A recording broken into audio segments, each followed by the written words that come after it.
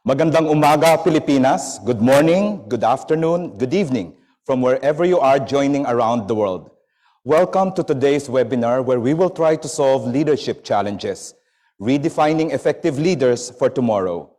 We are streamlining to you live through the SEARCA online learning and virtual engagements platform or SOLVE via Zoom and Facebook Live. My name is Joe Florendo, Deputy Director for Administration of SEARCA, and I will be your moderator for this morning's webinar.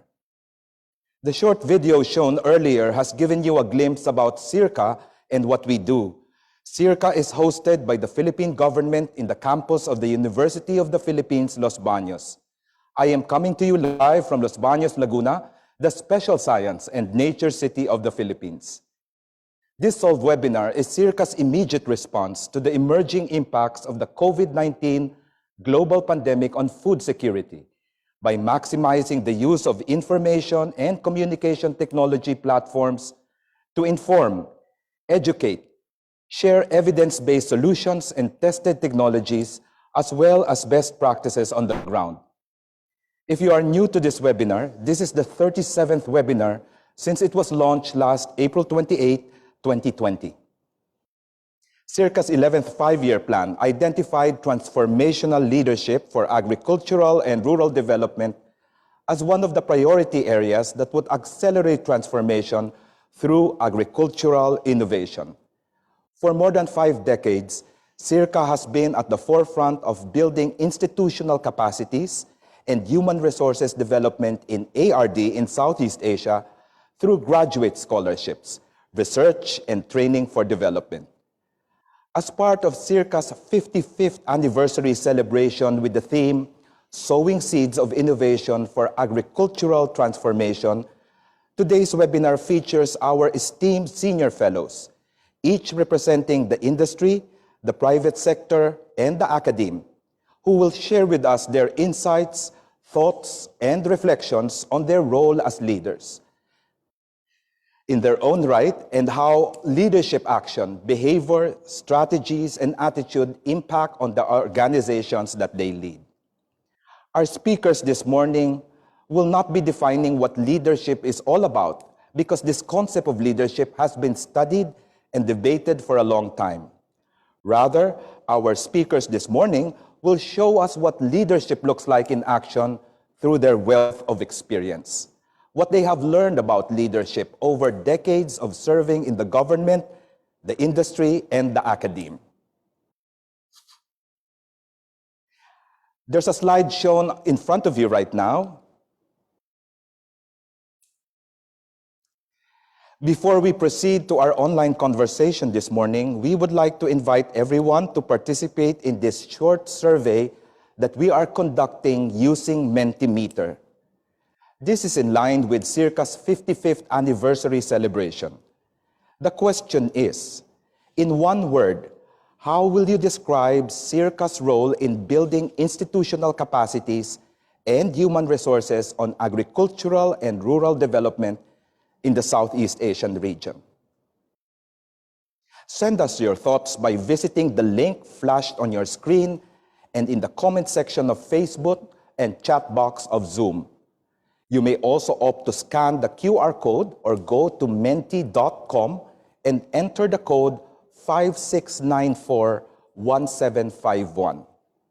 Once again, in one word, how will you describe SEARCA's role in building institutional capacities and human resources on agricultural and rural development in the Southeast Asian region?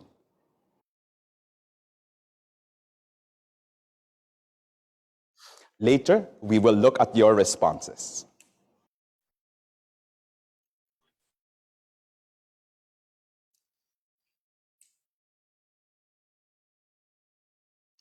Thank you everyone for participating.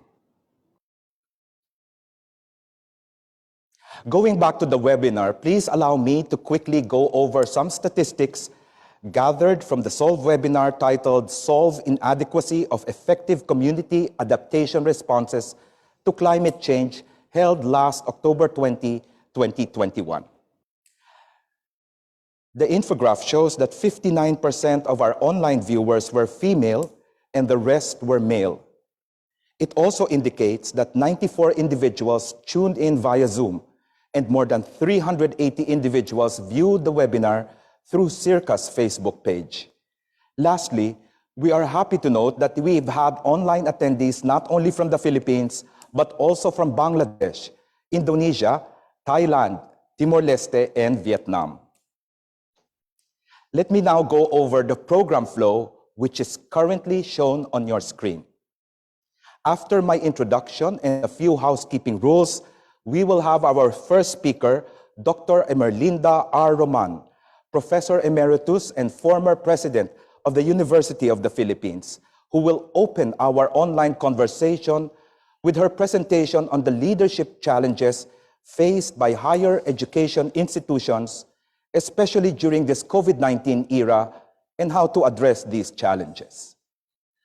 Dr. Howarth Bouis, Emeritus Fellow, International Food Policy Research Institute, follows with his presentation on providing leadership for the implementation of the innovation of biofortification.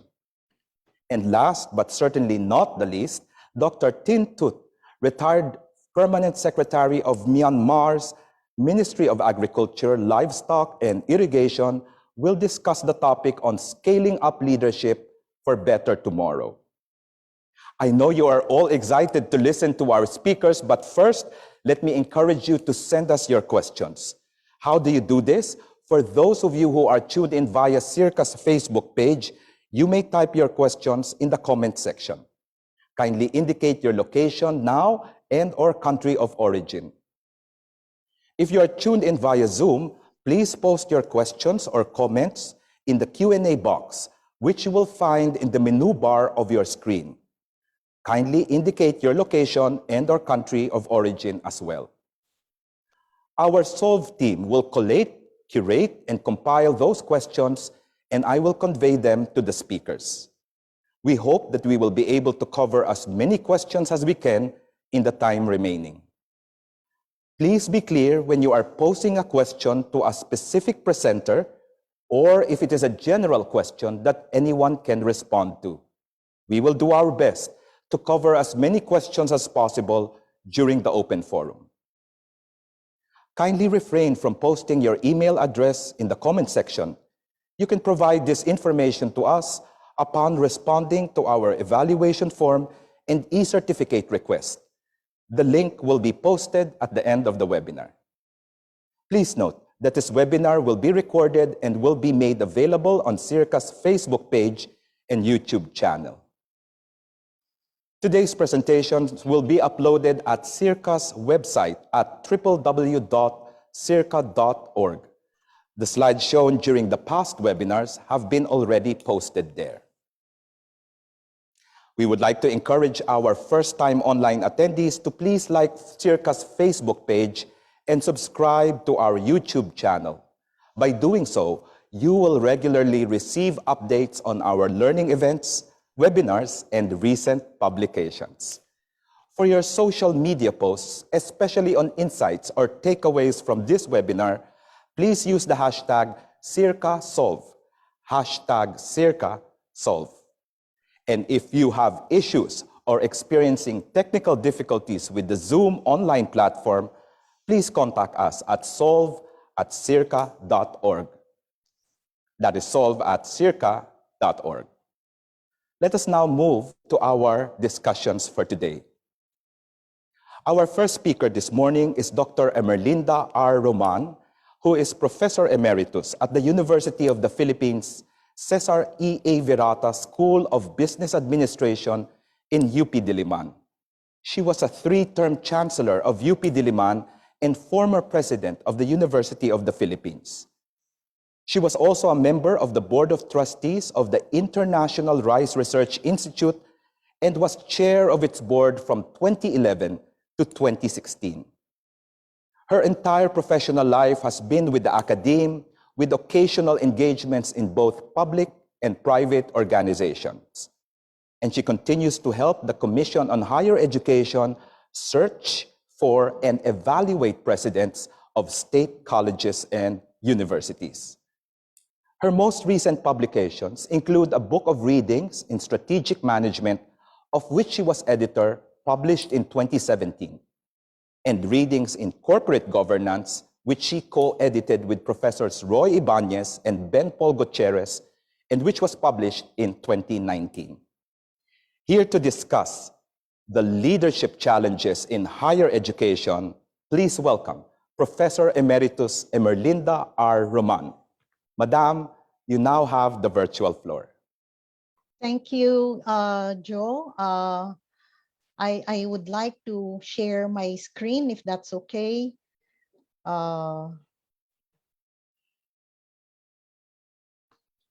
Okay. I have to. Okay, wait. Sorry about that. I have to enlarge this. Can somebody help me enlarge this? Ooh.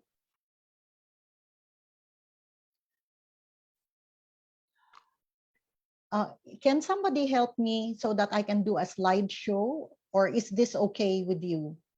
Are we helping her now? Ma'am, can we help you instead? Is that okay? Yes, yeah, okay. Ma'am, you can see the title page on the screen right now. Right, I can see it, yes. Okay, good morning to all those who are tuned in to this webinar. I would like to thank first and foremost SEARCA for the opportunity to join you in this seminar today. I would also like to congratulate SEARCA on the occasion of its 55th year, its anniversary, which is this year. Now, this morning, I shall talk about leadership challenges in higher education. I'm sure you will agree with me when I say that there are many such challenges facing the higher education sector. But because of limited time that has been allotted to me for my presentation, I shall confine my presentation to just two of these major challenges. I will start by defining higher education institutions as durable institutions. They are durable institutions because they are defined by core values and principles that have been respected over the years and have remained unchallenged over several generations. Core values and principles that have guided the behavior and action of all their members, giving them a sense of community. HEIs are durable institutions in that they have remained faithful to their original purpose, giving them a sense of stability. HEIs are resilient organizations and have the capacity for self-improvement and innovation, allowing them to adapt and evolve on their own within a limited set of boundaries. And finally, they are legitimate institutions with unquestionable record of credibility and influence. This enduring quality of HEIs, defined by a sense of purpose, a sense of community, a sense of stability, and their legitimacy as institutions, have helped them deal with the challenges of their time. This quality, plus the collegial nature of higher education institutions, leave no room for anyone to dictate what should be done and how they should be done. Thus, an important ingredient for successful and effective leadership lies not so much in being able to provide a vision for the organization's future and the strategies to achieve them, as in being able to rally the members of the academic community behind that vision. Without the academic community's support, no university leader can achieve much. Now, given this premise, and again with the limited time given to us, I can only go so far as tickle your curiosity and your imagination about the challenges that HEIs face today.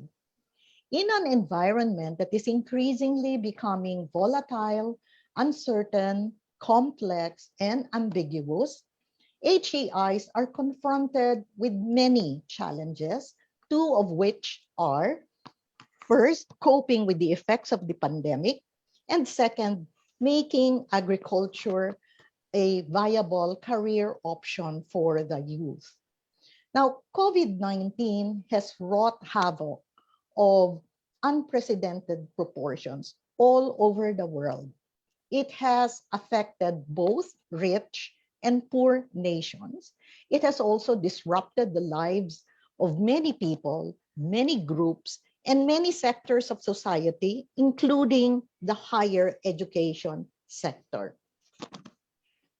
The pandemic has also caught higher education sector unprepared, resulting in many educational institutions scrambling for suitable substitutes for on-campus learning. Many of these higher education institutions have shifted to online, virtual, blended learning with little preparation and with hardly any idea about how to proceed. And for those who were unable to shift, they have had to suspend operations or close down. Now, many HEIs are in varying degrees of digital transformation, with many belonging to that group where there is very little experience in online teaching, where there are very few resources for doing so, and with weak technology infrastructure. On the other hand, there are those with robust platforms and systems, but they too are affected by the sudden surge in the use of and demand for these platforms and systems. Yet, technical infrastructure is not the only problem. There are as well pedagogical challenges and a lack of teaching competencies for online teaching. But there is one thing that is sure. Even in a post-COVID era, the potential for flexible learning and acceptance of online learning, teaching will become an integral part of higher education. So what does this mean for the HEIs? HEIs need to prepare for a future where technology, innovation, and collaboration get more attention.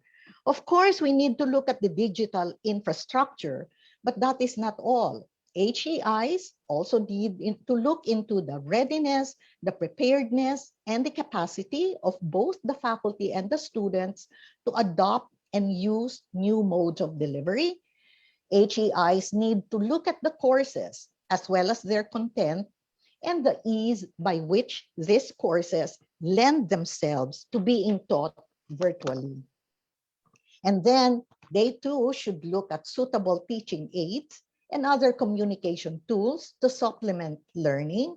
And finally, certainly not the least, resources, because the transformation would require financial, human, and capital resources. Now, during the first few months of the pandemic, HEIs, especially with those with little experience in online teaching, have had to adopt stopgap measures. Now, there is a need to convert these short-term solutions into more enduring programs and strategies to ensure their institutions' ability to pursue their mission and mandate. Now, planning for digital transformation cannot proceed to the exclusion of other important areas for effective teaching and learning. HEIs also need to look at student motivation and performance. They have to look at mental health issues, as well the impact of the new modes of delivery on research and community engagement. Of course, there are connectivity problems. And then again, certainly not the least, the resources that are required. And this is where collaboration is needed. Planning for transformation not only involves the academic community, but external groups and other sectors that are in the best position to support the maintenance and acceleration and sustainability of digital technology. This is where collaboration becomes very, very crucial. Forging partnerships, building networks, exploring new alliances to support not only teaching but research as well. This should help the HEIs reshape themselves for longer term resilience. We don't really know what is going to happen in the future in a post-COVID era, but whether it is back to the normal or preparing for a new normal, university leadership would need to reimagine their own institutions to make them less vulnerable to disruptions, to make them future ready and able to survive as well as thrive in a world that is becoming more and more uncertain. So that's it for the first challenge. Let me now move on to the second challenge, which is making agriculture a viable career option. Unlike the pandemic, which has affected all and caught many by surprise, this second challenge has actually been lingering for a while now and has affected a specific sector. And I refer to the agriculture sector. In the Philippines, there seemingly is a declining interest in agriculture as a career option. And this lack of or declining interest in agriculture may be explained by a declining trend in enrollment in agriculture. Also, a long-standing perception that farming is a poor man's job, that you have to have your hands soiled and you have to toil the field, and that the job is unglamorous, and that those involved in it are underpaid. Another indicator is that there are available viable career options that are that face the youth today. So let me show you very quickly how it is in terms of student enrollment in agriculture, forestry, and fisheries in the Philippines. Only about 3% of total student enrollment are enrolled in these courses. 75% of students are enrolled in business administration, teacher education, engineering and technology, information technology, and medical and allied professions. And I think in the case of medical and allied professions, it's really nursing. Okay. Now, so what government has tried to help, okay, by providing scholarships to students to make them, enroll in these fields. But scholarship grants addresses only the input side. What is perhaps more important is addressing the output side. What is in store for them after they finish their course? Making agriculture an attractive and viable option so that students will want to engage in it requires collective effort on the part of academe, government, and the private sector. All three must work hand in hand to pursue programs that seek not only to improve agricultural productivity, but also instill pride among the youth to work in the farms, create more jobs, and make a decent living out of agriculture.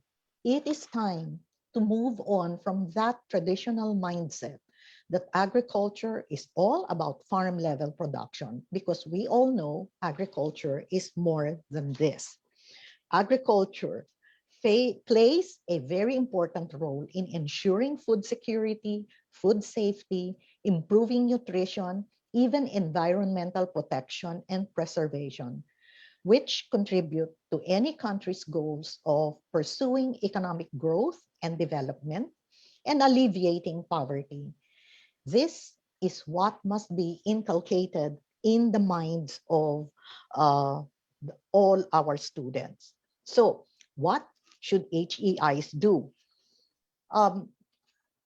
Higher education institutions should undertake activities that require them to apply themselves as communities of scholars.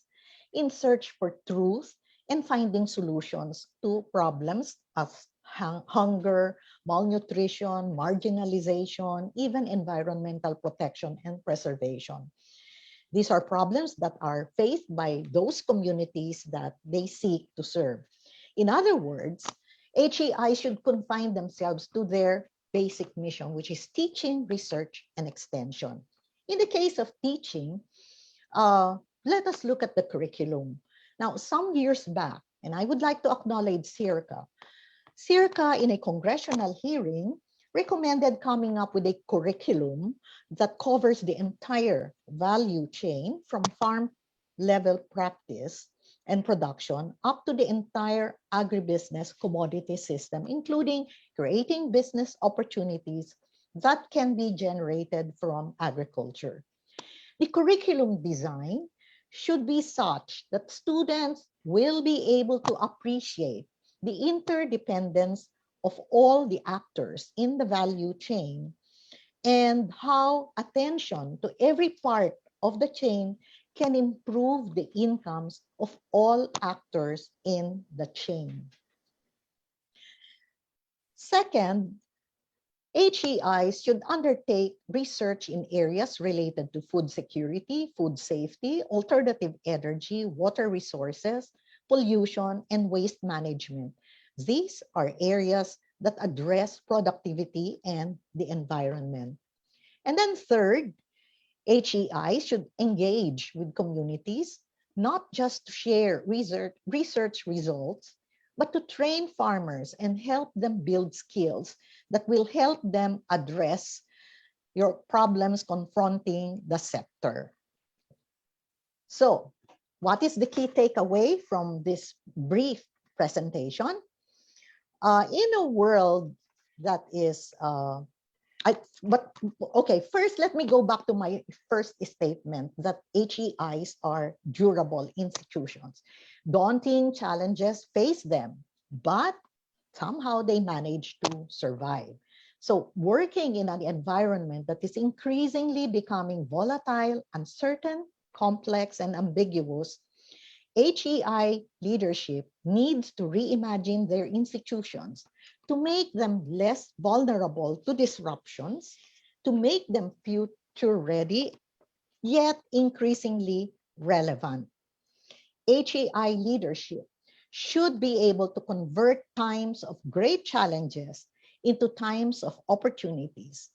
Leadership must plan for a future where technology, innovation, creativity, risk assessment, and risk management get more attention. So I added here risk management because I think we all know that risk management provides some level of comfort and provides resilience, okay, for an organization to respond to both anticipated as well as unexpected risks, okay? Also, risk management enhances the HEI's adaptability to what we call as a VUCA world, a world that is volatile, uncertain, complex, and ambiguous. So that is all for my presentation. I thank you all for listening. Thank you.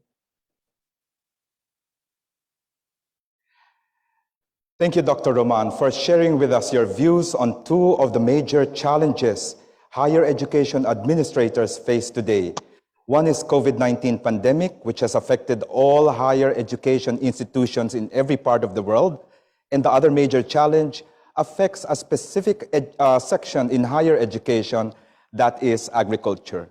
We all know that over the past decade or so, there has been a declining interest in the field of agriculture by students, despite intervention programs that have been introduced. Making agriculture a viable career option for students is a challenge not only for the higher education sector. Dr. Roman suggested that the government and the private sector must do their share to make agriculture attractive for students to want to pursue a career in the field. In closing, Dr. Roman pointed out that in an environment that is increasingly becoming volatile, uncertain, complex, and ambiguous, Higher education institutions and their leaders should reimagine how their organizations can become less vulnerable to disruptions and to make them future-ready, yet increasingly relevant as they help in addressing national development goals. Maraming salamat po, Dr. Roman. I will see you later in the Q&A Yes. session. Thank you. Thank you. Our next speaker served as the director of Harvest Plus from 2003 until 2016, where he coordinated an interdisciplinary, multi-institutional effort to develop, test, and disseminate micronutrient-rich staple food crops to reduce mineral and vitamin deficiencies among malnourished populations in developing countries. Since 1993, he has sought to promote biofortification globally. In 2016, he was awarded the World Food Prize in recognition of the accomplishments of the Harvest Plus team, specifically for his pioneering work in addressing the global problem of micronutrient deficiencies known as hidden hunger, and this through biofortification. He has served as interim CEO of Harvest Plus from 2018 to 2019 and now resides in the Philippines, undertaking activities as Harvest Plus founding director, emeritus fellow of the International Food Policy Research, or IFPRI, SEARCA senior fellow, and guest scientist of the International Rice Research Institute. In addition, he chairs the board of trustees of the Micronutrient Forum. Our speaker earned his bachelor's degree in economics from Stanford University and a master's degree and PhD from Stanford University's Food Research Institute. In 2017, he was awarded a Doctor of Science honoris causa by the University of Greenwich. Ladies and gentlemen, help me in welcoming Dr. Howarth Bouis, who will talk about providing leadership for the implementation of the innovation of biofortification. Dr. Bouis, the screen is yours.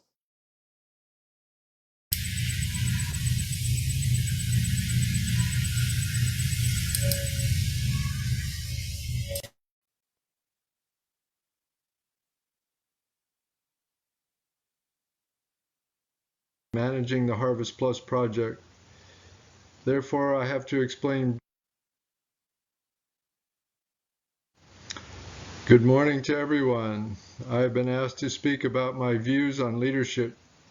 My personal experience would be in the area of promoting biofortification and managing the Harvest Plus project. Therefore, I have to explain briefly the background of what biofortification is and the motivation for pursuing biofortification. Then in that context, to express my views on leadership. Biofortification is the process of breeding for higher levels of minerals and vitamins in staple food crops, then scaling uptake by farmers and consumers to reduce malnutrition in lower and middle income countries. Biofortification has a public health objective, so must be funded initially in the public domain, then later involving the private sector to secure uptake and sustainability. This picture shows a deep orange maize developed through conventional plant breeding, which is high in vitamin A. Africans eat white maize, which has no vitamin A, but vitamin A deficiency is widespread.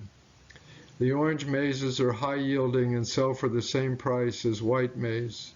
Getting Africans to substitute orange maize for white maize in their diets will go a long way toward eliminating vitamin A deficiency at no extra cost to consumers.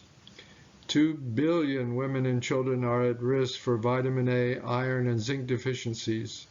These deficiencies impair cognitive development and are the cause of elevated levels of sickness and death. The first two aspects of leadership that I would like to emphasize is that of intellectual leadership and communication of your fundamental ideas in a simple and compelling manner. I am an economist. What motivated me to pursue biofortification was that I regarded biofortification to be highly cost-effective. Vitamin A supplements given to preschool children once every 6 months have saved millions of lives. 10 billion vitamin A supplements have been given out over the past 20 years at a cost of $1 to $2 per supplement. Do we keep giving supplements over the next 20 years? For example, the Universal Vitamin A Capsule Program in the Philippines has been ongoing for 28 years now. Mothers who receive vitamin A capsules as preschoolers are now bringing their own preschoolers to receive vitamin A capsules. How many more generations before the program can be discontinued? A comparative advantage of biofortification is that recurrent costs are low once nutrient-dense varieties have been developed through agricultural research in a central location, then can be transferred for adaptation in country after country. This slide shows cost per disability adjusted life years saved for a wide range of interventions. The dark green and light green lines are for biofortification, which predominate at the left-hand side of the diagram where costs are lowest. The next topic in intellectual leadership and communication is demonstrating feasibility. There are 3 elements here: plant breeding, human nutrition, and scale-up. First, plant breeding. Orange maize varieties must be high-yielding and profitable for farmers to adopt and produce them. Plant breeders were initially very skeptical. Their presumption was that there would be a trade-off: breed in higher nutrient density, and this would be associated with lower yields. Would there be a negative genetic linkage? Moreover, adding a new trait, human nutrition, as a breeding objective would slow down progress on realizing yield-increasing traits for the same level of investment in breeding. Long story short, there was not a negative genetic linkage. In fact, plant nutrition is improved by higher seed zinc content. Public funding for biofortification allowed for an increase in total funding for plant breeding. Nearly 400 biofortified crop varieties have been released globally. Biofortified crops are being grown by a minimum estimate of 10 million farm households. Second, nutritionists were skeptical that the higher levels of minerals and vitamins that could be bred into food staples would be enough to have a public health impact. Donors to Harvest Plus have funded 15 published efficacy trials. Women and children consuming the biofortified varieties have shown improvement in mineral and vitamin status as compared with women and children eating the regular non-biofortified varieties. These studies have also demonstrated that functional outcomes are improved, such as less sickness and better cognitive and work performance. Third, once new biofortified varieties are released, typically only a small quantity of seed is available. In any given country, it is a huge effort to multiply seed, then to make farmers aware. In the case of higher iron and zinc density, the most simple strategy is to piggyback on superior agronomic traits coming out of agricultural research institutions. The motivation is that farmers want the most profitable varieties possible. The iron and zinc cannot be seen or tasted. An analogy would be putting fluoride in water systems. In the case of vitamin A, consumers must be educated what is the benefit of the orange color, the vitamin A that will give better nutrition and health for their families. It takes a wide range of partners working all along value chains to accomplish scale-up.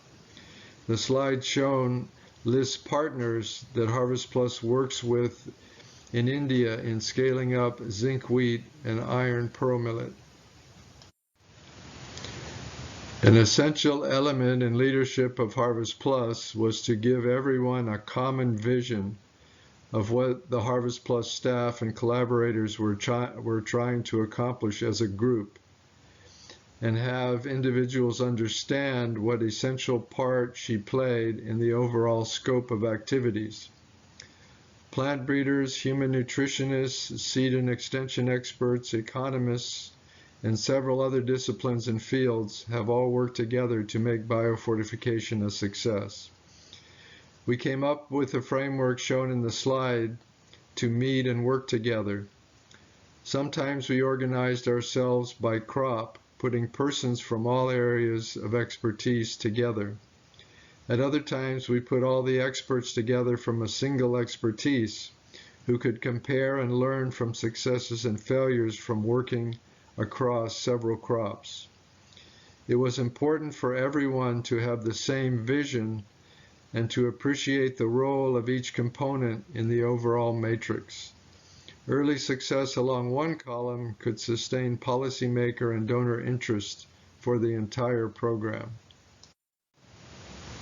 An important element in leadership is inspiring the group to continue to give their best effort at low points in the overall effort over time. This requires perseverance and patience. Inevitably, there are disappointments and failures along the way. Once I had my big idea biofortification described in the beginning, I had to determine whether it was actually scientifically feasible. I first consulted the plant scientists. I visited 9 CGIAR centers highlighted in yellow in this slide in 1993 to seek their opinions and interest in working on micronutrient deficiencies. Although there were a few takers, overwhelming, I was told that my big idea was a non-starter. They told me breeding for higher densities of nutrients would be associated with lower yields. I knew farmers would never adopt lower yielding crops. It is tough deciding when you have reached the point of having to give up on your innovation, but hang in as long as you can. It turns out a great majority of plant scientists were completely wrong. It was possible to breed for high mineral and vitamin densities combined with high yields and high profits. Another important aspect of leadership is creating a healthy, positive institutional culture. I always felt that my staff had to look forward to going to work when they got out of bed in the morning. Only then would they be most creative and give their best effort. My primary job was to serve my staff in helping them accomplish their work and not the other way around. In 2012, when we were nearly 10 years into implementing Harvest Plus, the head of communications convinced me to engage our management team in an exercise to define what I will call our institutional culture. We hired a firm to run and coordinate the process. This slide shows what we called the brand promise, the brand personality, and brand values. Bridging the delta is the interdisciplinary communication. Show, don't tell was the need for rigorous scientific evidence. Tenacity, learned by taking risks, are self-explanatory, as are game changer and creative disruption. I loved it. There was much consensus that these were values that we all held. The idea had been to use this and other related tools to help manage Harvest Plus. Although this never really took off as a management tool, I think the fact that we had implicitly already held these institutional values broadly was quite important in the success of Harvest Plus. More recently, I have been reflecting on what agricultural scientists of future generations will be able to accomplish with new tools, some yet undiscovered. One of the limitations of biofortification using conventional plant breeding has been adding single nutrients to crops. Second nutrients are added sequentially, not simultaneously. Moreover, climate change is putting new demands on plant breeders. I realize now that for biofortification to reach its full potential, it must be relatively easy and rapid to transfer multiple new traits to new varieties. My hope is that as these more powerful techniques become available and practical to use, that agricultural scientists will be even more focused than now on adding nutritional characteristics. How can I provide leadership when I no longer manage a program or control funds? How can I reach into the future and speak to agricultural scientists? Again, the cycle repeats itself. I am in a position to provide some intellectual leadership, both through publishing and speaking. In closing, let me read this quote, which has inspired me over many years. Such intimately related subjects as agriculture, food, nutrition, and health have become split up into innumerable, rigid, and self-contained little units, each in the hands of some group of specialists. The experts soon find themselves learning more and more about less and less. The remedy is to look at the whole field covered by crop production, animal husbandry, food, nutrition, and health as one related subject, and to realize that the birthright of every crop, every animal, and every human being is health. This quote sounds very contemporary, but it was written in 1945. These ideas and concepts, broadly speaking, have been around for a long time, but it takes leadership to put them into practice. Let me end by simply restating the qualities of leadership about which I have spoken. Number one, intellectual leadership, defining the fundamental concepts that will drive success. Number two, clear, simple communication that conveys the novel insight. Number three, securing acceptance of how a common vision will be achieved among an interdisciplinary, interinstitutional set of actors. Number four, creating a positive work environment that promotes creativity, scientific rigor, risk-taking, and respect. Number five, patience and perseverance. Thank you very much for listening.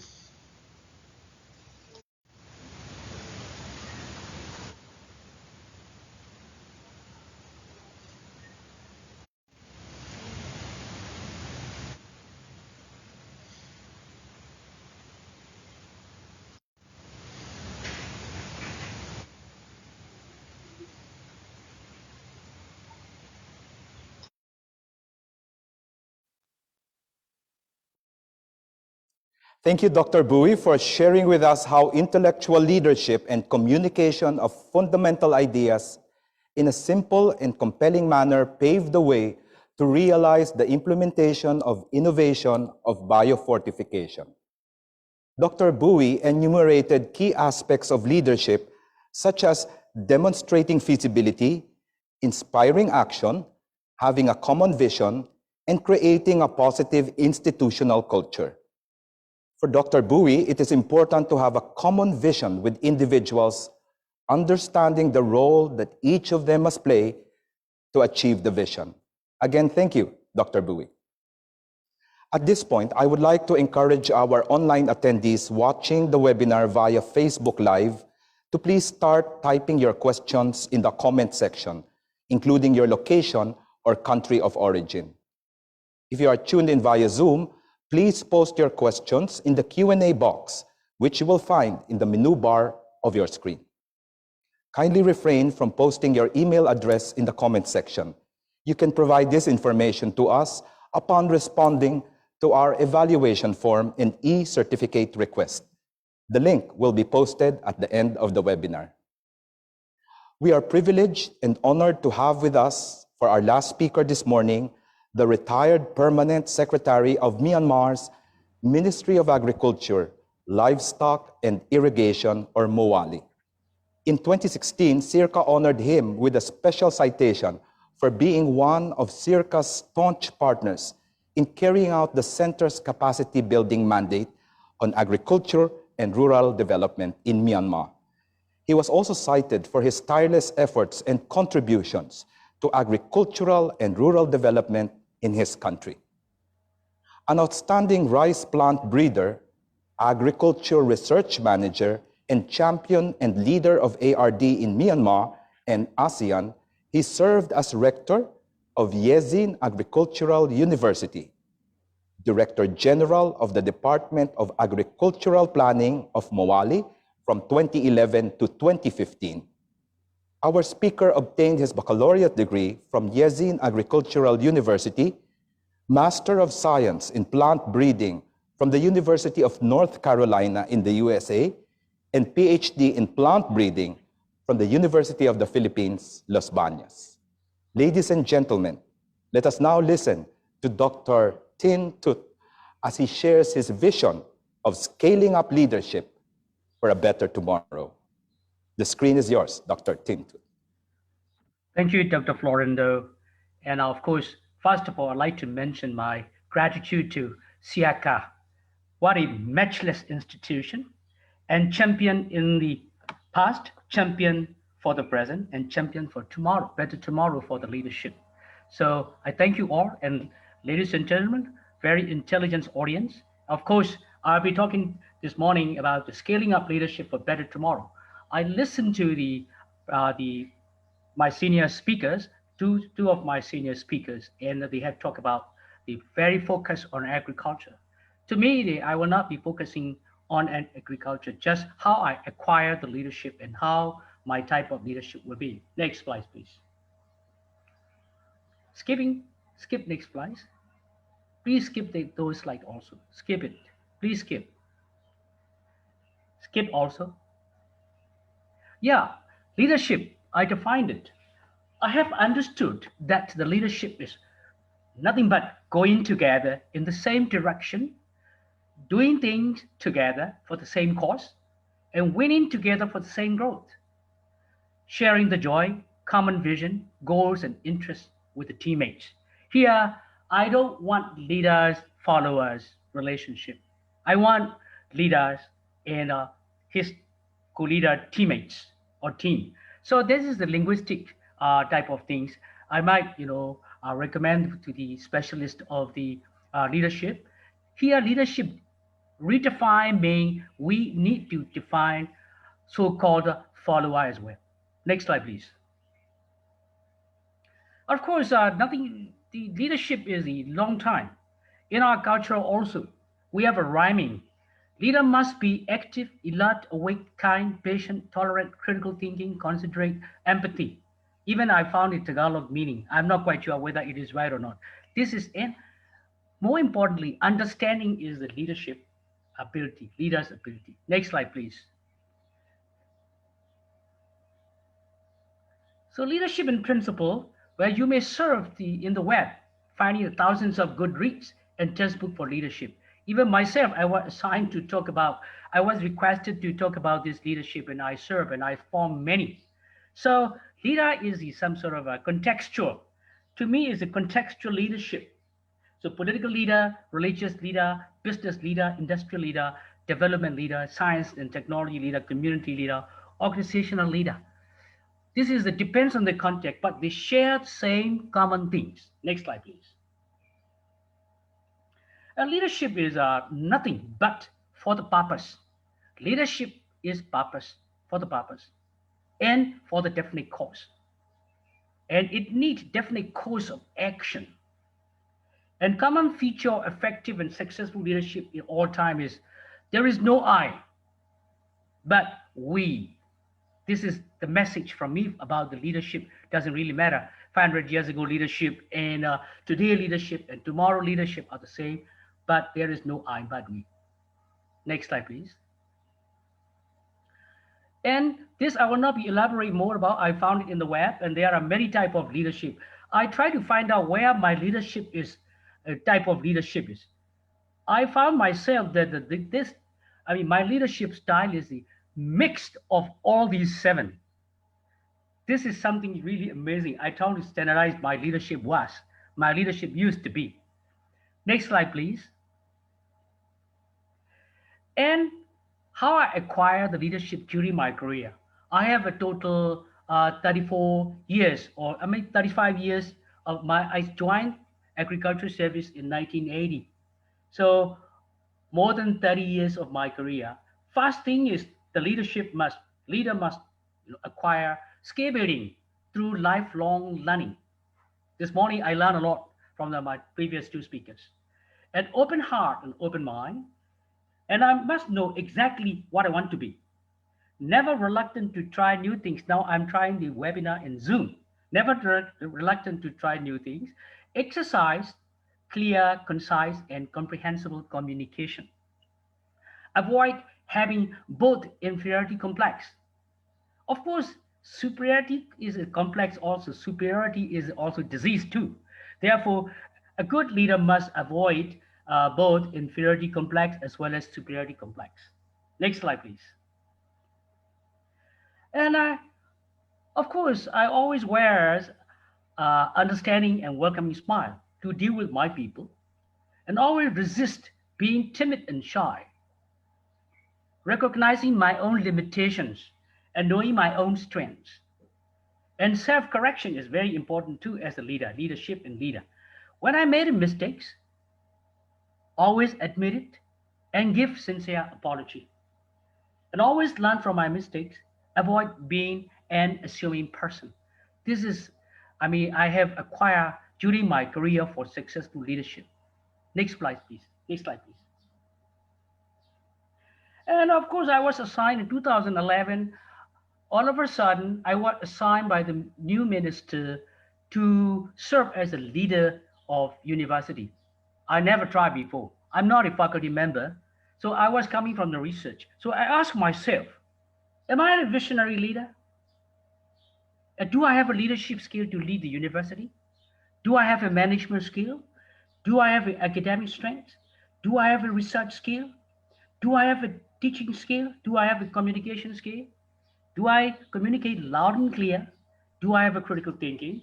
Do I have a diplomacy? Very important because I have a senior faculties to deal with. So I need to use a lot of diplomacy. And am I convincing enough to faculty member? And I'm amiable. Am I an amiable and amicable person? Am I creative enough? Am I exercising lifelong learning? Do I have a habit of listening? Am I will be exercised to less talk, more action? Less talk, more action is very, very important as a leader. Next slide, please. Well, these are the very beautiful deeds. I said beautiful deeds acquire my earliest career. When I first joined the Department of Agriculture in 1980, I have a mentor, late mentor. He said 3D, dedication, devotion, dexterity. In agriculture, you must have a green finger too. So dexterity stands for the green finger. And these three, after I graduated, I learned these 3D. And I graduated from North Carolina State University. And I learned decency, discipline, and of course, after I got awarded from ERE, and I learned diplomacy and discretion. Later on, I became a director general. Designing is very important. So I design and demonstrate and go for development. Here, important 2D is I must recognize the differences and diversity, value the differences and value the diversity. And of course, democracy is a very, very important in humanity, sustainable humanity. And nowadays, after this new normal, where we are hoping to have a new normal, and now today the disruptive area, disruptive technology is the very, very important for the breeders to tap the resources. Where most of all, the thing D is the dream. A leader must be able to make the dream comes true together with his people. Doesn't matter where you live in any age. Contextual leadership, what I call it contextual leadership. Either you are in Myanmar or either you are in Philippines or either you are in Thailand or anywhere. Important thing is the dream. You must be able to make the dream comes true. Next slide, please. And I try to work out during my as a permanent secretary. Sometimes I got a free time and I just found out the working out all the I. I will not be elaborate all I. These are for the future use, and you may add many more I's. Next slide, please. And P also, very important. Nowadays, the world is chaos, totally chaotic. So we need peace, prosperity, productivity, and important P here is the people. People focus. The leadership must focus people and partnership and participatory. That's how I acquired during my rectorship: participatory, and partnership, and people. These are very important P. So these will be useful for you, and then when you work out the later on, you may add many more P. Now I learned this morning also. I knew Dr. Bouis in the 2000 when I was a ERI scholars. I worked with him and also your director, Dr. Glenn Gregorio also, and he is still persistent for focusing on gray minerals and perseverance. He said that. So these, I need to add two more P of persistence and perseverance. Thank you, Dr. Bouis, for reminding me this morning. Next slide, please. This is a P formula. I will not elaborate. This is, we work out together with the former minister. Of course, you can skip it. This is for the future use. You can skip this PowerPoint. Next slide, please. Okay, now here we are. Redefine the leadership. Redefine the leadership. Why do we need to redefine it? There are many global problems. If there is a global problems, there will be regional problems. If there is a regional problems, there will be the local problems. So now we are facing global socio-economic recession, a global widespread poverty persists, global environmental and biodiversity degradation continue, global climate change continue. More importantly, now the world set zero setting. COVID-19 has set the zero setting. And of course, new setup, a global food insecurity and widespread malnutrition. Luckily, I put malnutrition this morning, Dr. Bouis said that. And man-made atrocity everywhere, not only in Myanmar, but also for Philippines, but also for many other countries, man-made atrocity everywhere. Now you see there is not many talk about the SDG. I seem like it is stagnant.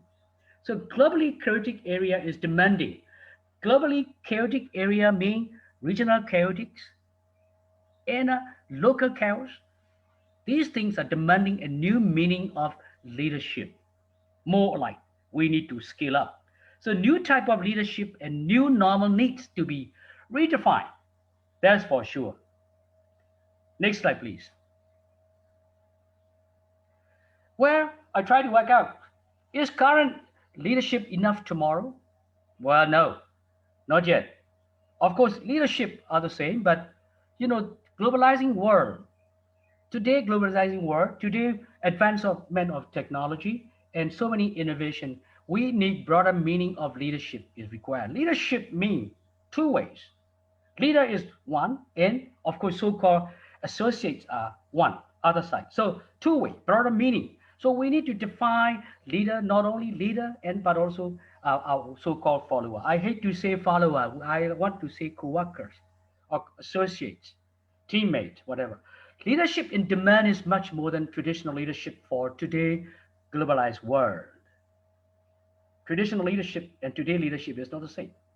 Today leadership tends to be effective compared to that of yesterday, but tomorrow leadership may certainly need to be much more effective than that of today. That's for sure. How do we do that? This is very contextual.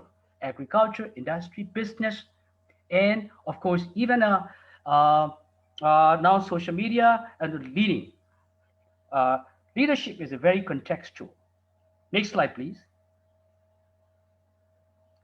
And leadership for tomorrow seems to be multifaceted, not a single side, multifaceted. However, the truth is the essence of leadership will not be changed. Transformation leadership from leader followers to leaders and associates. Previously I mentioned that we need to redefine leader followers relationship. So to me I like to transform the leadership in meaning is people in the same boat for the same journey. This is the context. Myanmar proverb. This is Myanmar wisdom proverbs. Myanmar cultural proverb. We have an old saying that. Whatever it is, I felt that scaling up leadership for tomorrow is crucial. So to me, it's a collective leadership. This is very important for us. I have experienced through this collective leadership, we achieve so many success. Next slide, please. Well, so this is time for change, and it's better to change for the progress. Then progress has to be sustained. This is my message. Okay, next slide. Well, I will not be elaborate more. These are useful W. Will to win, wise to and wisdom to win, way to win. I don't really have to elaborate on that. All intelligence audience already know. But for the future, for you to work out, to add more W's to characterize leadership, effective leadership tomorrow. Next slide, please. Well, it's very interesting. When I found it, I served. Of course, SEARCA has a plan to talk about the transformational leadership talk also. Luckily, I found this transformational leadership. There are so many good reads in the leadership. So this is 4 I's: idealized influence, inspirational motivation, intellectual stimulation, and individual consideration. So I tried to find out what type of leadership did I exercise. I found this is transformational leadership because all my people are, they are worn out after my leadership. They worn out, they relieve after my move to Department of Agricultural Planning, my university faculty member relieve. That's it, transformational leadership. The next slide, please. Good things about it. And of course, a good point of transformational leadership is they are all the time inspired. They are all the time and living. And low staff turnover, this is for, I got it from the net. Low staff turnover, making people feel more engaged in included in the organization. United behind the leader's vision, employees are more likely to feel like fit in, like they are sharing the same goals with coworkers and they are not lonely. I understood that it is making the most out of your teammates. I have extracted a lot of creativity from my faculty member, young and old. Then it seemed like, to me, easy. I exercised a transformational leadership style for the organization I served. Make it happen type of leadership. I dub it transformational leadership is a make it happen type of leadership. Doesn't matter what type of atrocity you face, what type of challenges you face. When there is a will, there is a way. Next slide, please.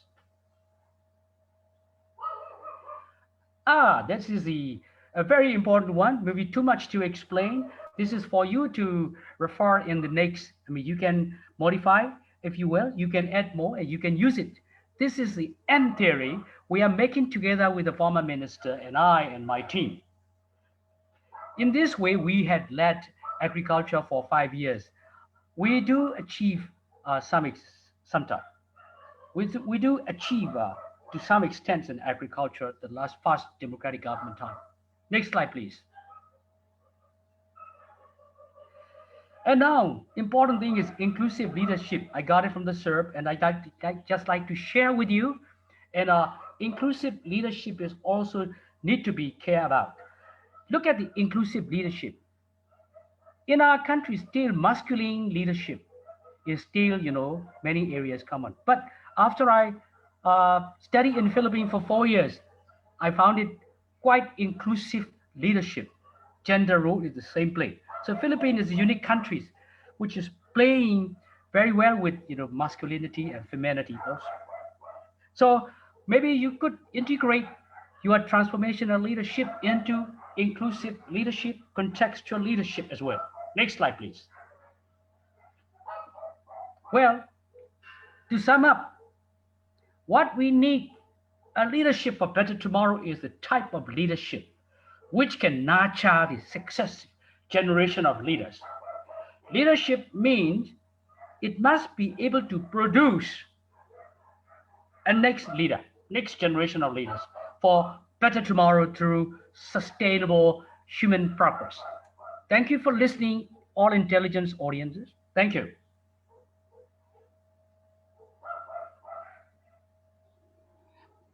Thank you very much, Dr. Htut, for the presentation.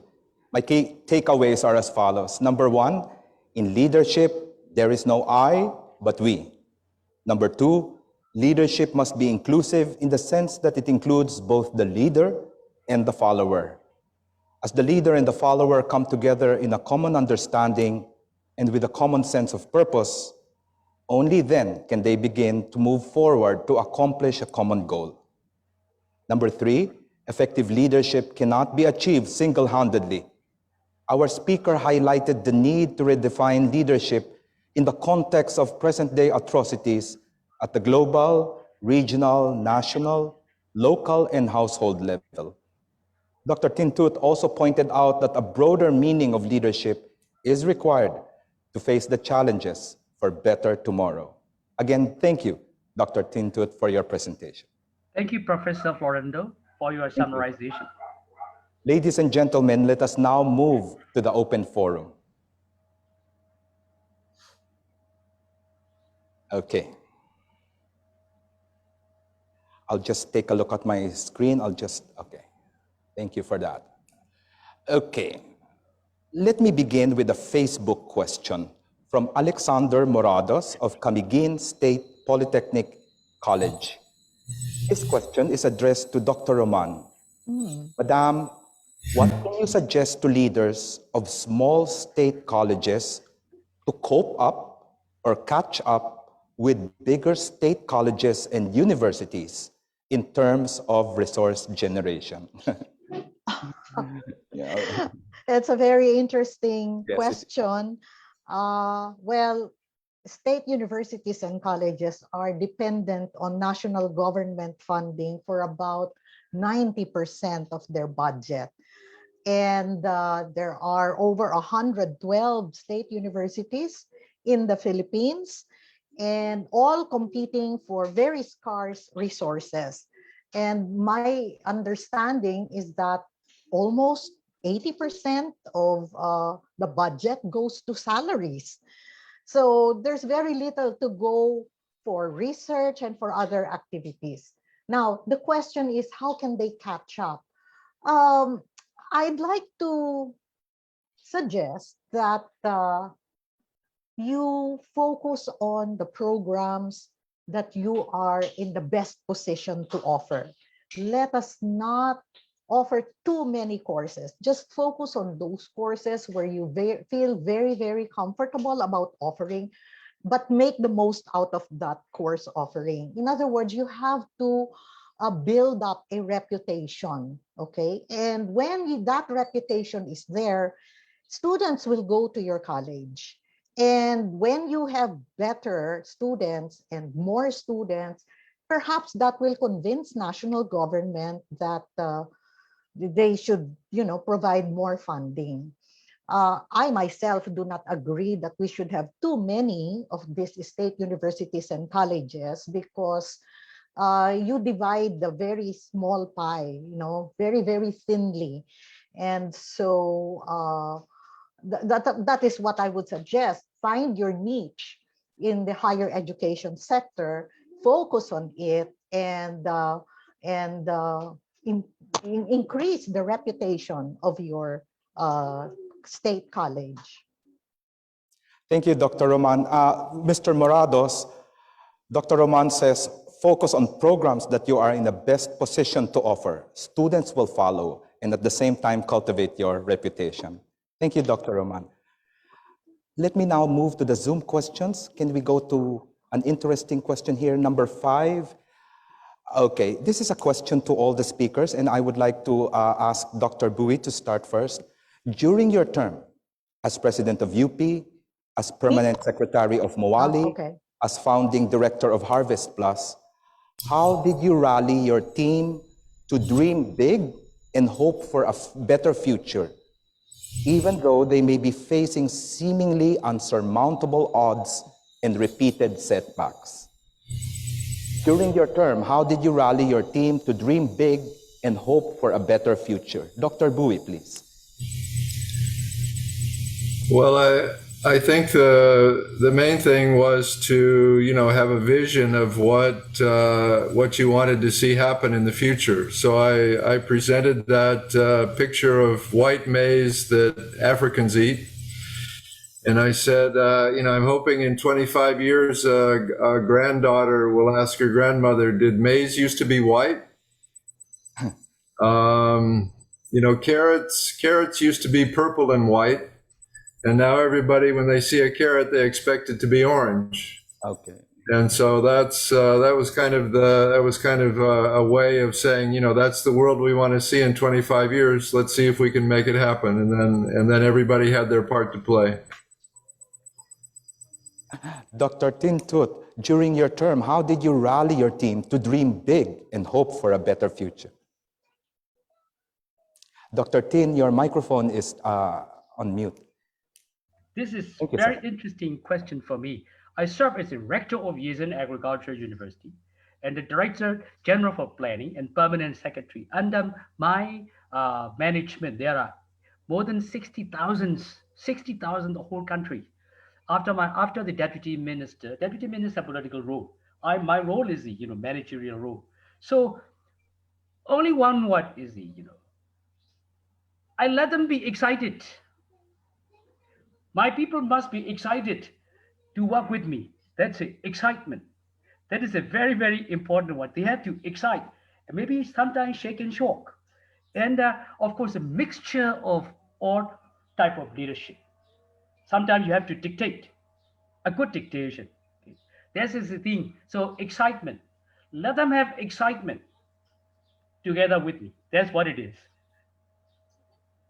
Thank you, sir. Dr. Roman, how did you rally your team to dream big and hope for a better future? Yes, thank you. I'd like to agree with both Dr. Bouis and Dr. Htut. First, you have to have a vision. A vision not arrived at by myself, but a vision arrived at collectively by the entire academic community. And I was able to do that because when I formed my own team, management team, I made sure I got from the different disciplines, not just from the business school where I come from. I got people from science, I got people from arts and letters, I got people, I tried to make a good representation of the team members. And that alone has given us a lot of support from the academic community because they know they have somebody up there in administration that will, address and protect their rights. No? So you start with a vision and make sure that vision is acceptable and everybody is willing to support that vision. So that's the way to do it. Thank you. Okay, it reminds me of Dr. Tin. He said, it's not I, but we. Okay. Yes.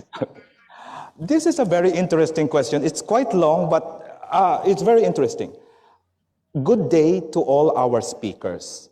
I am just an ordinary employee. I am no expert in agriculture, but I attended this webinar because I am attracted to the title Leadership Innovations. I wanted to become a leader someday, but I know that it takes a lot to be one. As I have observed nowadays, being connected to people in power mostly makes a person a leader. And this is his humble question. What is your view on taking on leadership roles that is recommended because of connections versus those who strive hard in building up their merits? Is having connections really a requirement to be a leader? And I just have to read this. He says, please don't judge me wrong. I am just curious. Hope I won't be judged because of this question.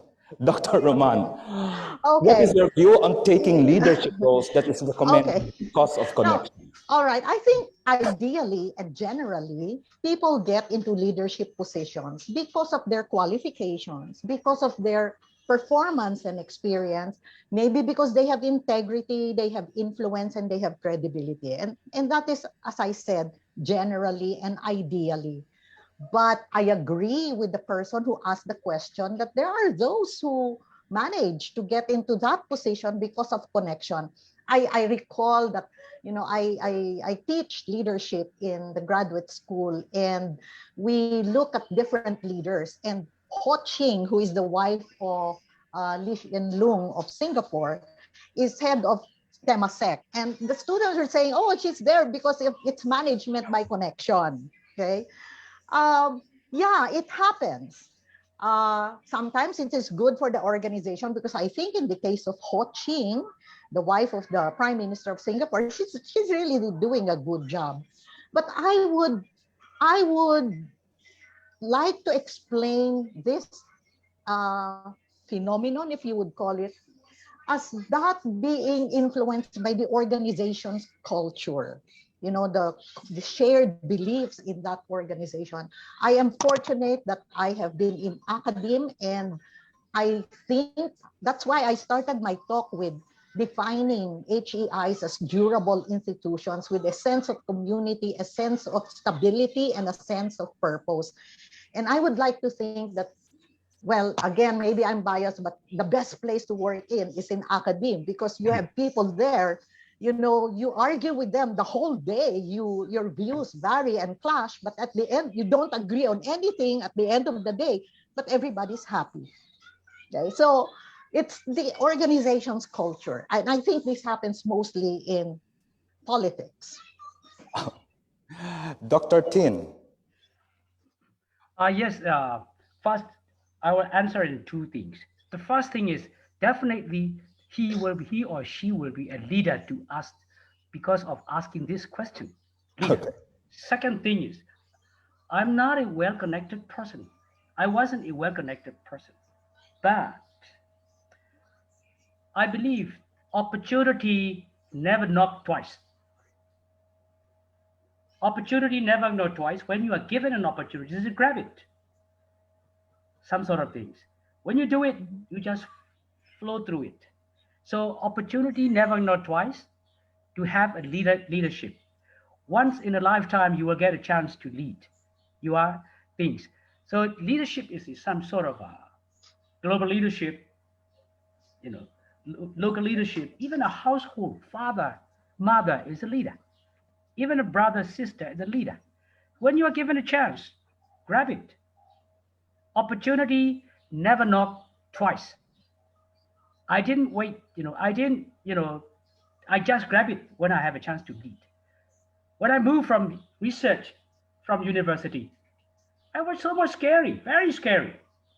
University faculty member, academic skill is staunch, very, very well, So do I have an academic skill? Yes, why not? Some sort of research skill, why not?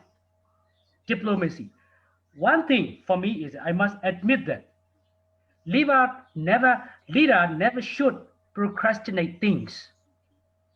This is my habit is procrastination.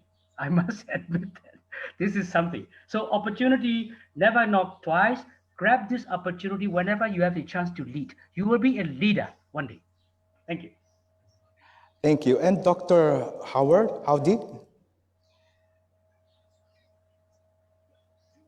Sir, your microphone is turned off. Yeah, I think it's important to make a distinction. There are good leaders and there are bad leaders. I think if you want to be a leader just for leadership's sake, that's really dangerous because you're really focused on yourself. So if you have connections, you get into leadership responsibilities, but you don't have a clear motivation for why you're a leader. So I think the most important thing is to have a passion. You find your passion. It's not always easy to know what your passion is. So I found my passion when I was 42 years old, and I never considered myself a leader. So I was writing research papers, doing publications. I enjoyed it. It was comfortable. It was fun. But then I got this passion for biofortification. I had a fright actually of doing public speaking. But I thought, oh, this is a really good idea and somebody needs to pursue this idea. And so you take a lot of risks. I gave up my research career and I found through that I found my leadership qualities.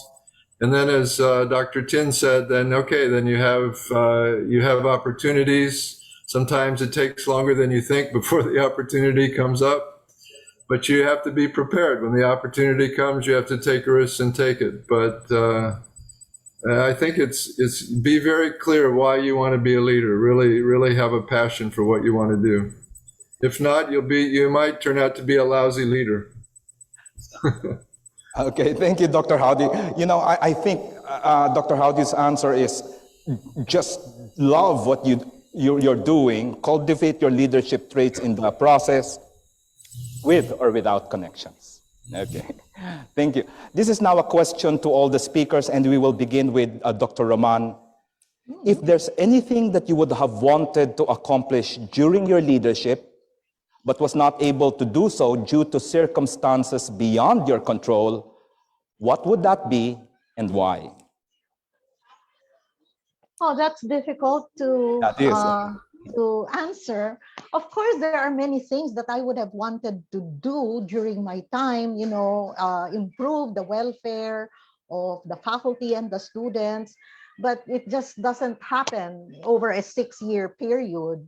You just prepare the groundwork for, so it's a building block thing, the vision is, after all, not accomplished in the short time that you are leader. It's a vision for the future, and therefore you hope that those who will follow after you will also try to address what you have started.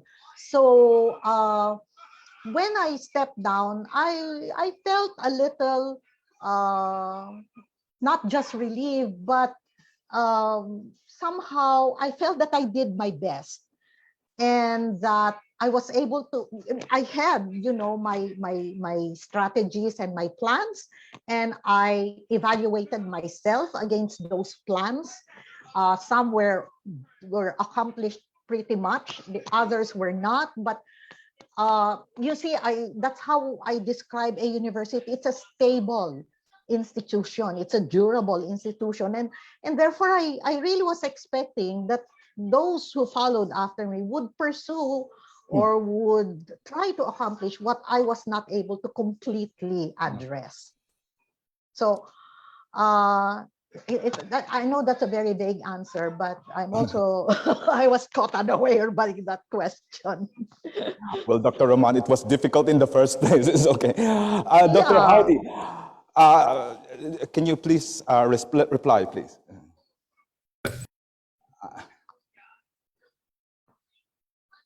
Sir, your microphone is turned off, sir.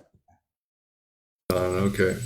Okay, sir. Yeah, I think part of it is that you make mistakes as a manager. You can't always make the right decisions. You have to, as Dr. Tin said, you have to. You can't just procrastinate. You have to make decisions on the information you have available. You can't wait too long. You have to make decisions, and you make mistakes. I think one of the things I tried to do, but I failed to do, I didn't have a good succession plan when I stepped down as director. I didn't have the perfect person ready to take over from me, and everybody expecting that person to take over from me. So it's a bit chaotic. When I did it for 15 years, and I decided that things were getting a little stale with me as director. We needed a new director, but I didn't have that. So that's a mistake. But then you can't help it. You make mistakes and you can't dwell on it. And I think what I couldn't do that was beyond my control was I wanted to, and I said it in my presentation, I want to use transgenics. I want to use the latest agricultural techniques for biofortification. That's really holding back the power of doing good, of what biofortification can really have a huge impact, and of course it's the politics of GMOs that's holding it back, not the science. And so that really frustrates me that there's no science at all that says there's anything dangerous about GMOs. There's no science at all that says climate change is happening. That's what science says. Vaccinations for COVID are good things. That's what science says. GMOs are not at all dangerous. That's what science says. So that's what frustrates me. That's been my big frustration. So thank you. Thank you, sir. Dr. Tin? In short, I just follow the mass. Follow the mass, and I believe the participatory. This is a very important. Look at the back. My convocation hall is the first time ever. If I were a decision maker, me and one professor agreed to face the north. Facing the West is the most beautiful, but we have a little bad connotation about facing the West. But anyway, the rest of the faculty, more than 20 faculty, well, let's face this, you know, big building to the West. Well, okay, if all agree, I did that. Just follow the mass, participatory, follow the mass. This is a very important. So, you know, I tackle these all the difficulties by this way. Sometimes I have a problem, but my people will not have a problem. My people do not think this is a problem. I thought this is a problem. My people do not think this is the problem. So sometimes laissez-faire leadership is working. Sometimes I leave it in mute. They are doing by their own way. So essentially participatory and just follow the mass. And if you have a problem you cannot solve, you'd better cry out. Never keep inside, open. That's my answer. Okay, thank you, sir. There are a lot of questions from Myanmar. Sir, you mentioned nurturing a successive generation of leaders, Dr. Tin. Yeah. In your experience as permanent secretary to Mawali, when do you think is it time to step down and empower or let others step up and continue the mission? Well, in fact, mostly my country, as compared to Philippines, we still have to develop more. We still have to improve more on understanding. I don't believe the government's-led agriculture endeavor is okay. Sooner or later, the government role of the government has to be reduced. They have to control only two things: policy and law. They are not implementer. So private sector, I need to ask, when Muali stepped, reducing their task for agricultural development, I might ask the question, how strong our private sector is. If the private sector is strong, if the private industry is willing to commit according to the policy, according to the law, definitely government must reduce their labor on, agricultural development. Not only agricultural development, many fields, industry, and many fields, service sector, private mud comes up. As long as the private sector is not really reliable and accountable for the people, there is no protection. Private sector need to be protected as well. Unless private sector is not protected, nobody will do. Now I'm writing my second chapter of private sector. I found it a lot of flaw in the government level. At the time, as a permanent secretary is like a dog in the toilet paper roll. I mean, a dog in the carpet roll. If you put a dog in the carpet roll, a dog cannot retreat, a dog cannot come up. So permanent secretary doesn't have time to focus on these. Now I'm working with private sector, my own company. My dream is I wanted to establish a commercial breeding institute. I have already registered Pure Agri Solution Company Limited and Pure mean food and rich, commercial breeding institute. I wanted to do it throughout my life. Okay. Sometimes leaders doesn't have a chance to do what he wanted to do. Leader is paid to implement something else as a government employee. So too short, after government must reduce the burden on their shoulder. Private industry, private sector must come up, like Philippines, like Thailand. Definitely, they have to reduce the load.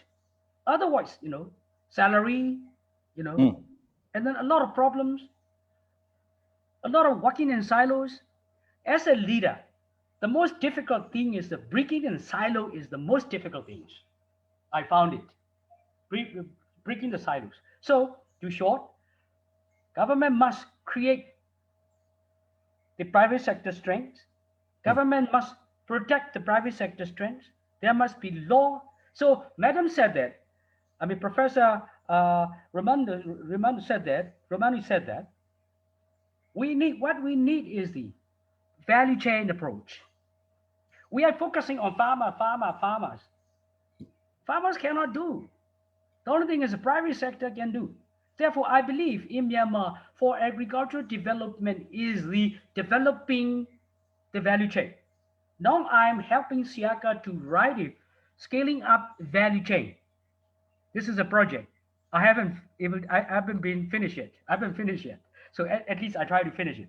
So important thing is government must reduce the load. Okay. To reduce the load, they must strengthen the private sector. Okay. Private sector must be accountable and reliable. That's my answer. Thank you very much, sir. What I gathered is that the government must reduce the load on its shoulders by strengthening the private sector and breaking silos. Thank you, sir. I will now go to a specific question for Dr. Roman. Thank you for tackling the pandemic, which has affected the systems and operations of HEIs, not just in the Philippines, but to the rest of the world as well. Our situation here in the Philippines is quite unique because our infrastructure needs much upgrading. Madam, in your experience as a leader of the UP system, what can you give our educators during today's pandemic in sustaining their motivation for our learners? Another difficult question, Madam. Madam, your microphone is turned off, ma'am. Let me repeat. In your experience as a leader of UP system, what advice can you give our educators during today's pandemic in how to sustain their motivation for our learners? Okay, first I'll tell them hang in there. UP leadership should be able to do something about improving infrastructure within the University of the Philippines system. Also, I think UP, as part of its community engagement, should now share teaching materials, learning tools, communication tools with other state universities, help them, because I know there are many colleges and universities, both public and private, that have closed down or suspended operations because they just don't have the infrastructure as well as the experience to do online teaching. And this is where perhaps the University of the Philippines can help, because we may have the resources, not just financial resources, but human resources to help other state universities cope with the situation. The future, I can see that the future will have flexible learning as a permanent feature, and therefore extra effort should be exerted to improve not just the infrastructure, but also the teaching competency and address the pedagogical challenges associated with online learning. This is the time for everybody to cooperate with one another. For those with more resources, they should share, especially insofar as making teaching and learning more effective. I know of some people whose children go to public schools and they rely on modules, and I really am worried and anxious that teaching and learning may not be very effective, and that will affect the future of the entire education sector, not just the basic education, but higher education as well. So the time calls for everyone to help one another, to cooperate with one another, to share resources with one another, just to get us back on track. Thank you. The time calls for everyone to help one another. Thank you, Dr. Roman. A specific question now for Dr. Bouis. I don't have the name of the participant, but this is the question, sir. It took a while before Harvest Plus was able to kick off, and the idea of the program was met with skepticism. What was your mindset in persevering to push through with your advocacy for nutrition revolution? With your team, how were you able to lead them or convince them to stay on and focus on the bigger mission of Harvest Plus? Yeah, it's true. We had I first started in 1993, and it took 10 years to get the funding to really kick off Harvest Plus. We had a little bit of funding, but not enough to really get it started. And there were, you get discouraged. People keep saying no, no, it won't work. I think one thing was that nobody could ever give me an argument why it wouldn't work. I said, okay, if the yields are lower, yes, it won't work. But then I met scientists who said, no, but putting zinc in seed will make the yields higher. So I said, okay, that's not a block anymore. And so it was partly that, but there were a couple of times when I really just decided. I said, okay, I tried for 6 years. That's good enough. I'll go back to my research. It was partly the people I was working with. They said, no, this is too good an idea. We can't give it up. And they inspired me to keep going. One time I watched a movie about the space putting the first man on the moon, or first man on the moon, and televising it back to Earth. And to me, it was very inspiring to see scientists, it caught the imagination of the world. What scientists were doing really caught the imagination of everybody, and they were working together. And I thought, well, that's what biofortification is. That's scientists from all over the world working together. And that I was really ready to give up. And I watched that movie and I said, no, let's do this. We need to show the world that scientists can really help. So it was up and down, but finally we finally had the opportunity. We got the funding. Thank you, sir. Very admirable. Thank you. Okay, the penultimate question. It's a youth-related question, and this is addressed to all. I will begin with Dr. Roman, followed by Dr. Tin, and finally Dr. Bouis. A youth-related question for all. Today, many young professionals are eager to start programs and movements rooting from their personal advocacies. What is your advice to the youth, especially when they encounter speed bumps and things that do not go according to their plans? What is your advice when these things happen, there are speed bumps, and morale tends to get affected, along with confidence and self-esteem? Dr. Raman, your microphone is turned off. Yes. Okay. Persevere. Okay. Persevere. But first, you have to believe in what you are advocating for. Okay, you have to sincerely believe in it, because that's the only way that you can persevere. Okay. There will be bumps along the way, but that's part of the game. And just go on for as long as you continue to believe in it, and for as long as you are able to get one believer every time that you go out, then that's a good sign. Okay, so of course I know what people say about millennials these days, that these are temporary engagements, but that's why I say try to believe in what you are advocating for, honestly pursue it, and persevere. You cannot have everything the rosy way, so just fight for what you believe is right. That's what we do in academia. I'm so used to academia, where everybody disagrees with you and you're still friends. So so that's my advice. Believe in it and persevere.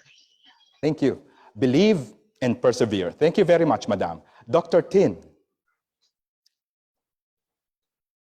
Sir, your microphone is turned off. I do agree with Madam. It is correct. This morning also, I had a chance to add more P. The first is persistent. You have to persist. Perseverance, yes, of course, Madam, perseverance. And important thing is passion. And Dr. Bouis said that prepare and pursue it. These P are wonderful P for me also. This morning, I was able to add 4P to learn this. So don't worry about it. You must be able to learn from your mistakes. If something happened, why it is not that way? Because it is a mistake. It is a way. So, the famous, young people know that Maxwell say that. Maxwell's, usually say that know the way, show the way, and go the way. That's what it is. So anyway, you have to inspire by yourself. Why I put my pictures, my photograph in the slide? It's not a self-promotion.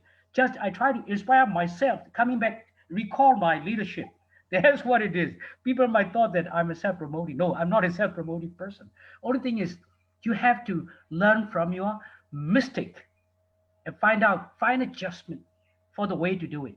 Sometimes problem solved by its own way. That's my answer. Dr. Howdy. Well, I think I sort of answered that question already with my previous answer, so I won't repeat myself. Just you just have to have passion. What Dr. Roman said, you have to believe in what you're doing. You have to have passion for what you're doing, and that keeps you going. So I think I'll just stop there. I know I said that that question was the penultimate one, but I can't just let this pass. To all our speakers, how do you handle rejections? Okay, let me begin with Dr. Howdy. I can't just let it pass. How do we handle rejections? Okay. You just, the only way to deal with it is to, again, it's just you have passion for what you're doing. I used to feel very, when I would speak about biofortification and people would, then people would ask questions, they'd be skeptical. Africans will never eat orange maize. There's no way. We only want white maize. And then you answer the questions. What really helped was when I got funding, I said, okay, then we started the project. And then I said, it doesn't matter that that person doesn't believe in what I'm doing. I've got money and I can do something and I can keep going with it. So, okay, I'll answer that question, but it doesn't bother me. But during those 10 years, it was really difficult because, you didn't have the wherewithal to implement what you thought would work in the first place. And so it really hurt to have people, there were 20 reasons why the whole project wouldn't work. So you just, I don't know, you just have to have perseverance, I guess. Okay. Thank you, sir. Thank you, sir. Dr. Tin, how do you handle rejections?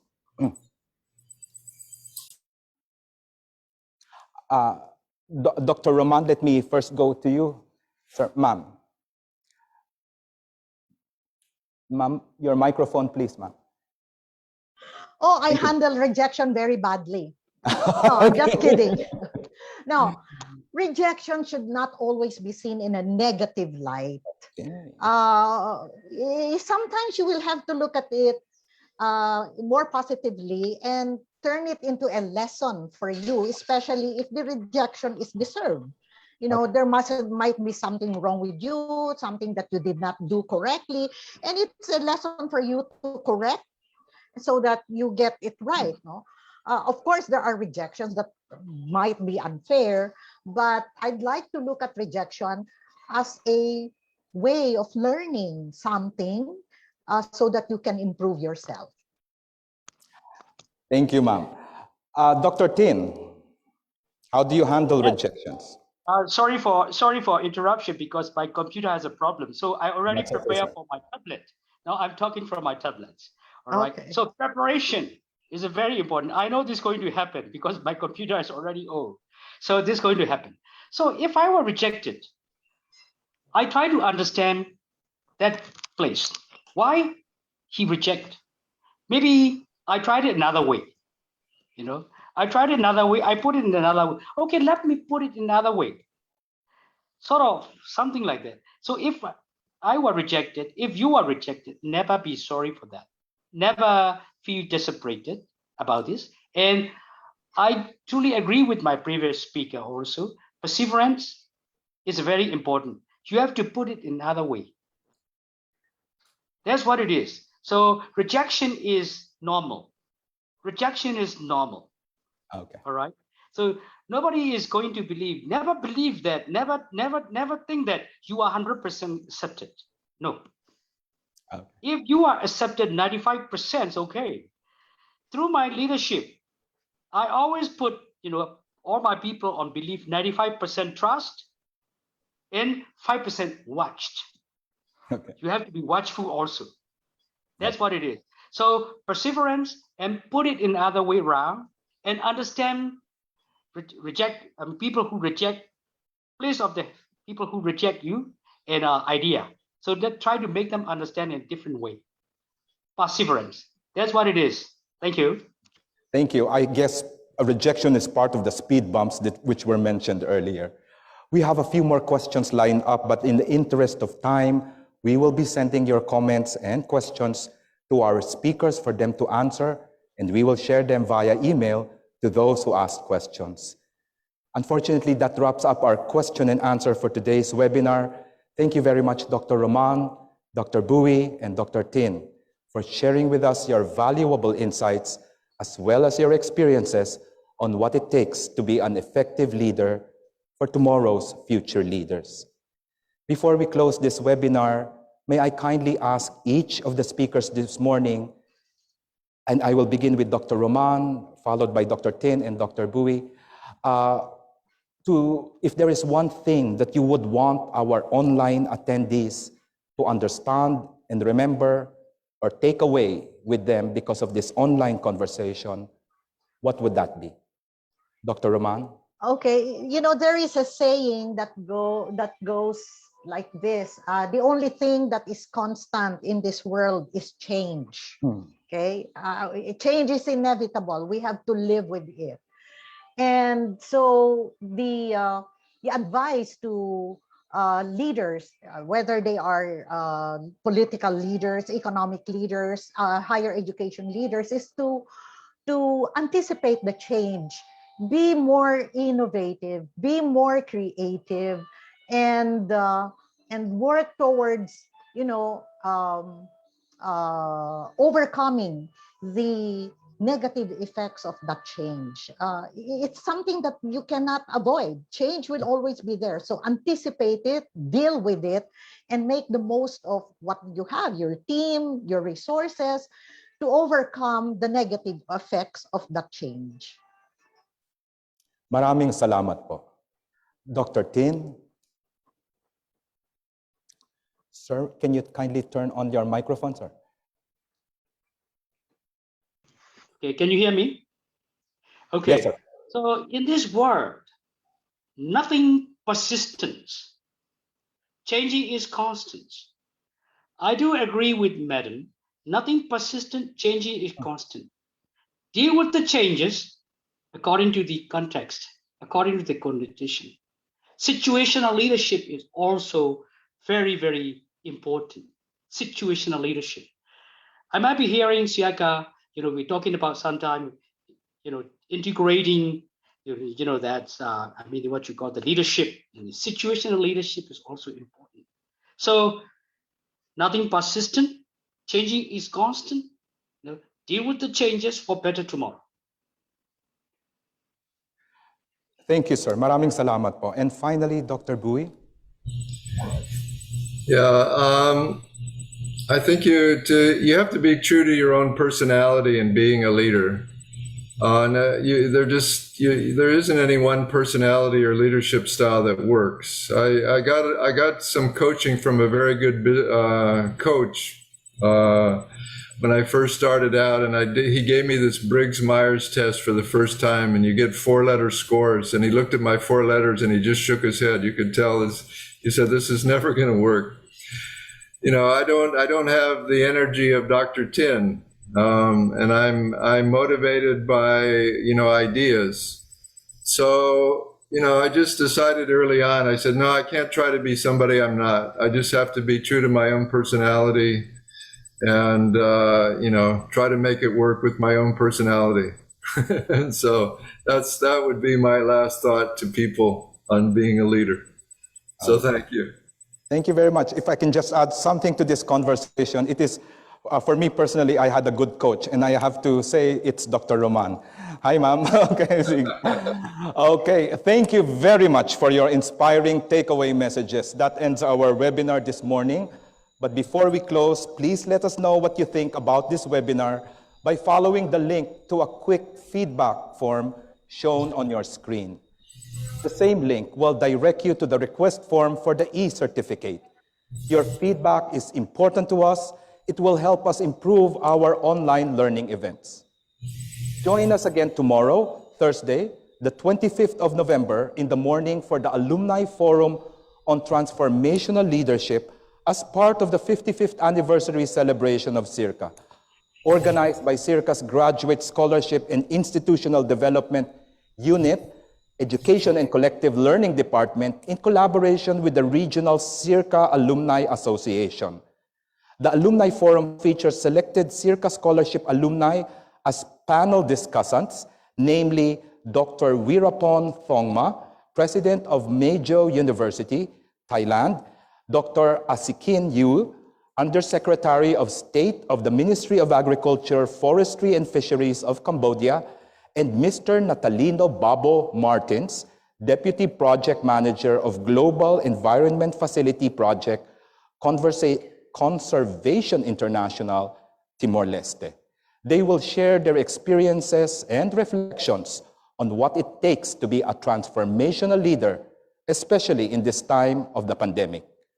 Another scholarship alumna, Dr. Shirley Baroga Hamias, Professor of the UPLB College of Development Communication, will serve as moderator. Before we close this session, I'd like to invite our online attendees again to participate in a short poll, which is in line with SEARCA's celebration of its 55th anniversary this month.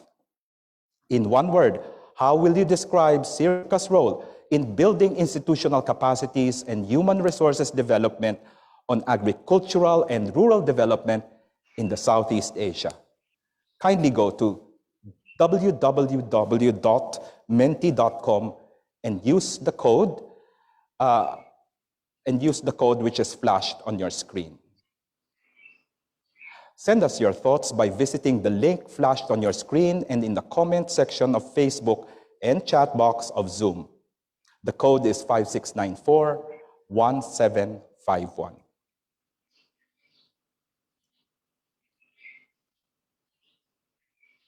Thank you very much. Are there some answers that I can see? Okay, so I see a very big word. It says catalyst, important. Let me see, opportunity provider, excellence in agriculture, and others. Thank you very much for your participation. Indeed, SEARCA's vision is to be a leading enabler and champion of excellence in agricultural and rural development in Southeast Asia. Thank you very much. On behalf of SEARCA, led by our director, Dr. Glenn Gregorio, we would like to express our sincere gratitude to our esteemed senior fellows and online attendees for taking the time to join us today. It has been a great honor and privilege to have you with us this morning. Let us help one another get through this COVID-19 pandemic. We hope that as we go along, we will be able to create a shared vision of a better, bigger, smarter farmers and farming communities as SEARCA strides at 55, or SEARCA at 55 strides to 60. Ladies and gentlemen, I am Joe Florendo. I am from Simeo SEARCA. Stay safe, stay healthy. Enjoy the rest of the day. Maraming salamat. Mabuhay po kayong lahat.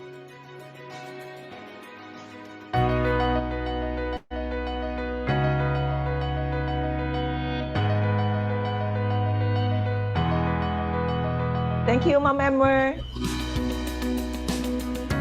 Thank you, Dr. Howdy. Thank you, Dr. thank Kintu. you. Thank you. Have a nice day, everyone. Same to you. Bye. Goodbye. Thank you po.